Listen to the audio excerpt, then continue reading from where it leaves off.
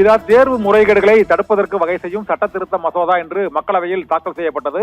ஆனால் தாக்கல் செய்யப்பட்ட உடனேயே அதில் உள்ள பல்வேறு அம்சங்கள் தொடர்பாக விவாதிக்க வலியுறுத்தி எதிர்க்கட்சி உறுப்பினர்கள் திடீர் முழக்கங்களை எழுப்பினார்கள். இதனால் மக்களவை 2 மணி வரை ஒத்திவைக்கப்படுவதாக அறிவிக்கப்பட்டிருக்கிறது. நீட் தேர்வு உள்ளிட்ட பல்வேறு தேர்வுகளில் தொடர்ந்து வினாத்தாள் கசிவு, விடைத்தாள் முறைகேடு என தொடர்ந்து முறைகேடுகள் நடைபெற்று வருவதால் அவற்றை முழுமையாக தடுக்க வகை செய்யும் வகையில் 10 ஆண்டுகள் வரை சிறை தண்டனையும் 1 கோடி ரூபாய் வரை அபராதமும் விதிக்க வகை செய்யும் தேர்வு முறைகேடு தடுப்பு சட்ட திருத்த மசோதா இன்று மக்களவையில் தாக்கல் செய்யப்பட்டது.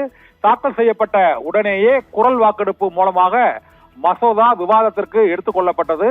அதில் ஏற்போர் ஆம் என்று கூறியவுடன் அங்கு பெருவாரியாக உறுப்பினர்கள் அதற்கு எதிர்ப்பு தெரிவித்தனர். அதனை விவாதிப்பதற்கு முன்னதாக தேர்வு முறைகேட்டில் ஈடுபட்டவர்கள் மீது என்ன நடவடிக்கை, இனிமேல் ஈடுபடுபவர்கள் மீது நடவடிக்கை எடுப்பதை விட இதற்கு முன்னதாக ஈடுபட்டவர்கள் மீது உரிய நடவடிக்கைகளை, கடுமையான நடவடிக்கைகளை எடுக்க வேண்டும் என வலியுறுத்தினார்கள். அதனை வலியுறுத்தி எதிர்க்கட்சி உறுப்பினர்கள் தொடர்ந்து அமளியில் ஈடுபட்டதை அடுத்து மசோதா தாக்கல் செய்த சில வினாடிகளிலேயே மக்களவை 2 மணி வரை ஒத்திவைக்கப்படுவதாக அறிவிக்கப்பட்டிருக்கிறது. இதே போல மாநிலங்களவையிலும் இன்று பொதுத் தேர்வு முடிவுகளை தடுக்க வகை செய்யும் சட்ட திருத்த மசோதா தாக்கல் செய்யப்பட இருந்த சூழ்நிலையில் நீட் தேர்வு உள்ளிட்ட முறைகேடு தேர்வுகளில் வினாத்தாள் கசிவு உள்ளிட்ட முறைகேடுகள் நடைபெற்றது குறித்தும் போராட்டத்தில் ஈடுபட்டவர்கள் மீதான தாக்குதல் நடவடிக்கைகள் குறித்தும் கண்டனம் எழுப்பி எதிர்க்கட்சிகள் முழக்கங்களை எழுப்பினார்கள்.